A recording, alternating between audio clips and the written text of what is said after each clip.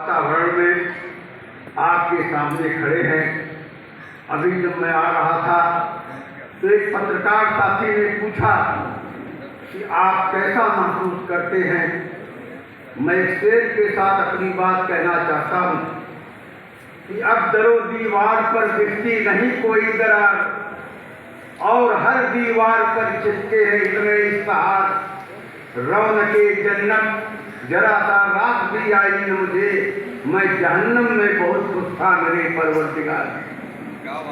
साथियों, 1857 का जब गदर हुआ था तो उसके बाद जब भारत इस देश के हिंदू मुसलमान बहादुर शाह जफर के नेतृत्व में कंधे से कंधा मिलाकर आजादी की लड़ाई लड़े और अयोध्या में राम जन्मभूमि की लड़ाई में बाबा रामचरण और अमीर अली ने समझौता कर लिया तो उनको अंग्रेजों ने फांसी की सजा अयोध्या में एक टीले पर शीशम के पेड़ में लटका के दिया था।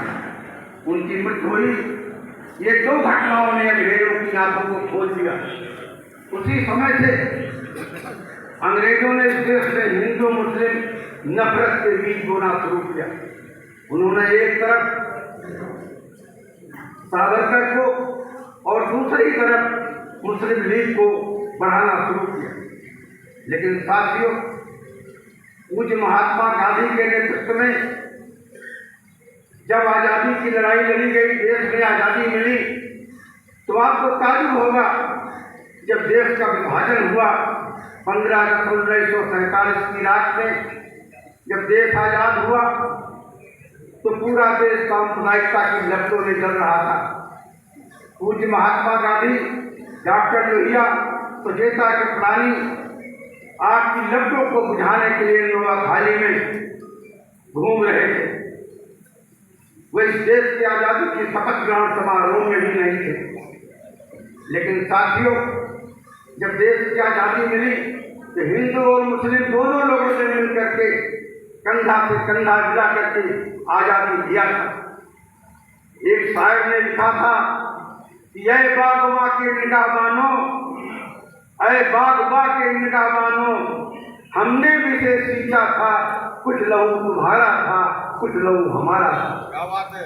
लेकिन ये बात अंग्रेजों को रास, ये बात आरएसएस को रास नहीं आई। आरएसएस इस 2025 में अपनी शताब्दी वर्ष मना रही है और मोदी जी 2014 में जब सरकार में आए तो उन्होंने वादा किया था कि हम 2 करोड़ लोगों को नौकरी देंगे, बेरोजगारी भत्ता देंगे, काला धन वापस लाएंगे, हर किसान की आमदनी दोगुनी कर देंगे। लेकिन उन्होंने कुछ भी नहीं किया। उन्होंने केवल आरएसएस के एजेंडे को लागू करने का काम शुरू किया और हिंदू मुस्लिम नफरत को बढ़ाने का काम शुरू किया। उन्होंने कोई ऐसा काम नहीं किया जिससे इस देश को फायदा हो। इस देश के लोकतांत्रिक संस्थाएं और संविधान पर उनका पहला आक्रमण हुआ। उन्होंने संविधान को कभी उन्होंने माना नहीं, आरएसएस ने नहीं माना। भारतीय जनता पार्टी की जो लोग तिरंगा झंडा लेकर चलते हैं, उन्होंने कभी सन 42 से लेकर के राष्ट्रीय आंदोलन में कभी तिरंगा झंडा लेकर साथ नहीं चले। अभी 15 अगस्त 14 अगस्त को वे विभाजन की बहसका मना रहे थे। मैंने तो कहा कि जिन्होंने आजादी की लड़ाई नहीं लड़ी वो 15 अगस्त के पहले विभाजन की बहिष्का जो मनाते हैं वो इसलिए बनाते हैं ताकि हिंदू मुस्लिम नफरत और सुलझ जाए। वो पुरानी यादें कुरेदने का काम करते हैं। और जब कोरोना काल आया, शाहीनबाग में जब सीआईए के खिलाफ आंदोलन शुरू हुआ, उसी समय कोरोना काल में ट्रंप आए थे और राष्ट्रपति अमेरिका को लेकर के पूरे देश में उनके साथ 10,000 लोग आए थे। उन्होंने कोरोना को फैलाया, लेकिन इसका पूरा का पूरा इल्जाम तबलीगी जमात के लोगों पर लगा और देश के कई हजार तबलीगी जमात के लोग पकड़ करके जेल में बंद किए गए और उनके खिलाफ नफरत की कार्रवाई की गई। लेकिन जब मामला कोर्ट में आया तो उन लोगों ने कहा कि लोग दोषी नहीं हैं। और आज भी शाहीन बाग के झगड़े के में जो जबरदस्ती लोगों को बंद किया गया है, उमर खालिद जैसे लोग जो पाँच साल से जेलों में बंद हैं और उनका मुकदमा नहीं चला, आज तक भी वो लोग सब जेल में बंद हैं। इन्होंने सुप्रीम कोर्ट, चुनाव आयोग और सारे देश के कर्मचारियों को हमवार करने का शुरू किया। सबसे पहले इन्होंने सुप्रीम कोर्ट के कॉलेजियम पर बात किया कि इसके द्वारा जो जजों की नियुक्ति है उस पर ईडी और सीबीआई से जांच करा करके जजों की रिपोर्ट मंगवाई। आपको ताजुब होगा कि जो राम जन्मभूमि के मुकदमे में जो निर्णय हुआ है, ये पहला जजमेंट इस देश का है जिस पर किसी जज के हस्ताक्षर नहीं है। ये जब कभी इतिहास लिखा जाएगा तो लोग पूछेंगे कि कैसा जजमेंट है जिस पर किसी जज के हस्ताक्षर नहीं है। लेकिन साथियों, मैं आपसे कहना चाहता हूँ, आज जरूरत इस बात की है कि हम लोग जैसे चुनाव आयोग का मामला है, मैं आपसे कहना चाहता हूँ, जब सुप्रीम कोर्ट के जज ने निर्णय दिया कि चुनाव आयोग की नियुक्ति में प्रधानमंत्री रहेंगे, लीडर पोजीशन रहेंगे, सुप्रीम कोर्ट के जज रहेंगे, चीफ जस्टिस रहेंगे, उसी दिन हमारे देश को जान लेना चाहिए कि मोदी जी ने तुरंत इस आदेश का लोकसभा में बहुमत के आधार पर बदलवा लिया और सुप्रीम कोर्ट के चीफ जस्टिस की जगह उन्होंने प्रधानमंत्री द्वारा नामित एक व्यक्ति को, मंत्री को उसमें नामित किया। उसी दिन पता लग गया था कि चुनाव आयोग इनके लिए क्या करने जा रहा है। मैं आपसे कहना चाहता हूँ, आज महंगाई, बेकारी, बेरोजगारी, इस पर कोई चर्चा ही नहीं हुई, कोई इस पर बात ही नहीं करने के लिए तैयार है। और सीबीआई के द्वारा, ईडी के द्वारा इन्होंने देश में दर्जनों सरकारों को गिरा दिया और पैसे के आधार पर इन्होंने सरकारें बनवाई। और आज मैं आपसे कहना चाहता हूँ कि अगर इस देश के संविधान को बचाना है, इनका तो संविधान पर विश्वास नहीं है। भारतीय संविधान के प्रस्तावना में महात्मा गांधी ने कहा था कि यह संविधान दीपक है जो हमें रास्ता दिखाता है, लेकिन सांप्रदायिकता जो है ये वहाँ भी है जो दीपक को बुझाने का काम करती है। इससे सावधान रहे। साथियों, आज पूरा मीडिया इनके कब्जे में है, मीडिया इनकी मुट्ठी में है। हम जो बोलेंगे, आपके जुब्ता सम्मेलन में जो बोला जाएगा, ये कहीं नहीं छपेगा। अखबार इनके हाथ में है, मीडिया इनके हाथ में है। मैं कहना चाहता हूँ, ये लश्कर भी तुम्हारा है, सरदार तुम्हारा है, तुम झूठ को सच लिख दो, अखबार तुम्हारा है। लेकिन साथियों, इस देश के अंदर हमने आपातकाल देखा, हम लोग आपातकाल में जेल रहे हैं।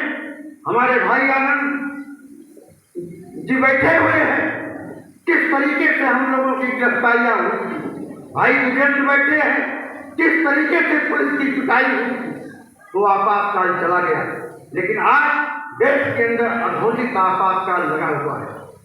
मैं आपसे कहना चाहता हूँ, इन्होंने 2019 के चुनाव में इन्होंने कोई नारा नहीं दिया। इन्होंने पुलवामा कांड कराया और पुलवामा कांड में जहाँ पर चप्पे चप्पे पर आज सीआरपी के लोग रहते हैं, मिलिट्री के लोग रहते हैं, इन्होंने हमारे 40 नौजवान आरपीएफ से जल के मर गए। और आज तक इन्होंने सरकार को नहीं, देश को नहीं बताया कि वो आरपीएफ कहाँ से आया। आपकी लोकसभा में जब समाजवादी पार्टी के राष्ट्रीय अध्यक्ष आदरणीय अखिलेश यादव ने सवाल किया कि आप इतना ही बता दीजिए कि जो आरपीएफ आया वो किस ट्रक से आया था, किस गाड़ी से आया था, कम से कम आप सेटेलाइट से जानकारी करके इस देश को बता सकते थे। इन्होंने हिंदू मुस्लिम नफरत फैलाने के लिए पहलगाम की घटना में इन्होंने क्या धर्म पूछ करके लोगों को मारा गया था, जबकि चट्टू पर सवारी ढोने वाला मुसलमान था। इस तरीके से ये देश के संविधान को और सांप्रदायिकता को फैला करके देश के लोकतंत्र को समाप्त करना चाहते हैं। आज इस एकजुटता सम्मेलन में, समाजवादी एकजुटता का जो सम्मेलन हो रहा है, मैं अपने महाराष्ट्र के साथियों को, भाई सुनेलम जी को, इन साथियों को बधाई देना चाहता हूँ कि उन्होंने केरल से लेकर के पूरे देश के बुद्धिजीवी समाजवादी साथियों को इकट्ठा किया है। मैं बधाई दूंगा आदरणीय मुलायम सिंह यादव जी को कि जनता पार्टी और जनता दल दोनों समाप्त हो गया। उन्होंने उत्तर प्रदेश के अंदर 1992 में समाजवादी पार्टी का निर्माण किया और 93 में उन्होंने सरकार बनाई और सरकार बना करके गरीबों के लिए काम किया। मुझे याद है, मैं उस समय अयोध्या का विधायक था, जिस समय गोली चली राम मंदिर के ऊपर, जिस समय गोलियां चली वहां पर, उस समय हम लोगों का घर जला दिया गया, हमारी जीपें फूंक दी गई, कार्यालय जला दिया गया, बम मार दिया गया, चाकू मारा गया। लेकिन सांप्रदायिकता की जलती हुई लपटों में मैं बधाई दूंगा कि मुलायम सिंह यादव चट्टान की तरह से खड़े रहे और देश का पहला नेता था जिन्होंने कहा था कि राम मंदिर का निर्माण या तो न्यायालय के द्वारा होगा या आम सहमति के द्वारा होगा। अंत में उनकी बात सही हुई और न्यायालय के द्वारा राम मंदिर का निर्माण हुआ। आज 2024 में, 2022 के चुनाव में इन्होंने उत्तर प्रदेश में छल कपटी करके अखिलेश यादव जी की सरकार को नहीं बनने दिया। लेकिन जब हम लोगों ने उसकी जांच पड़ताल की, चुनाव आयोग को ज्ञापन देने के लिए कहा, तो उन्होंने कहा शपथ पत्र के साथ ज्ञापन दीजिए। अखिलेश यादव जी के नेतृत्व में 18,000 शपथ पत्र हम लोगों ने ले जा करके पार्टी के उपाध्यक्ष की हैसियत से जमा किया गया। लेकिन उसका जवाब आज तक नहीं मिला। आज पूरे देश में ये ईवीएम के द्वारा सरकार बनाना चाहते हैं, वोट चोरी के द्वारा सरकार बनाना चाहते हैं। लेकिन 2024 के चुनाव में साथियों, मैं आपसे कहना चाहता हूँ, मर्यादा पुरुषोत्तम राम सबके हैं, भगवान कण कण में व्याप्त हैं। हमारी विधानसभा, हमारी लोकसभा अयोध्या है। हमारे अयोध्या से दलित सांसद श्री अवधेश प्रसाद जी भारी बहुमत के साथ जीते और भारतीय जनता पार्टी का जो इन्होंने पावर हाउस बनाया था, वो पावर हाउस चकनाचूर हो गया। तो साथियों, जुल्म की कहानी कभी फैलती नहीं और नाव कागज की कभी चलती नहीं। मैं आपसे आग्रह करता हूँ कि हमारे सारे साथी युवा समाजवादी यहाँ सब इकट्ठा हुए हैं, सब लोग एक सब पूरे देश में समाजवादी इकट्ठा होकर के इस फासिस्टवादी सरकार को आने वाले दिनों में उखाड़ फेंकना है। जय भारत, जय हिंद।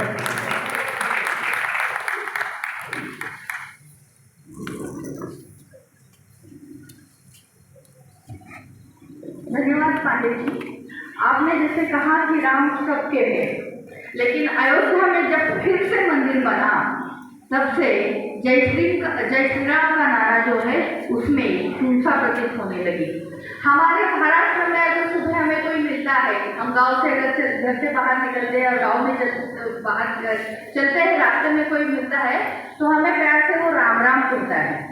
वो राम राम में एक आत्मीयता होती है। अभी आप सुन रहे थे समाजवादी पार्टी के पूर्व विधायक, अयोध्या से विधायक, समाजवादी पार्टी के प्रदेश उपाध्यक्ष हमारे राम की जो छवि जयशंकर पांडे जी को बदल गई है। पहले ये जो राम अधिवेशन आज आखिरी दिन है और आखिरी दिन अभी इसके बाद रेजोल्यूशन लिया जाएगा।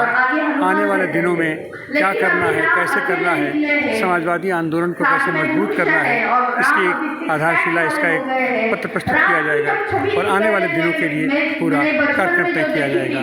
हम आनंद प्रकाश तिवारी पुनः गोरा वर्ण था, एक तेज था, लेकिन राम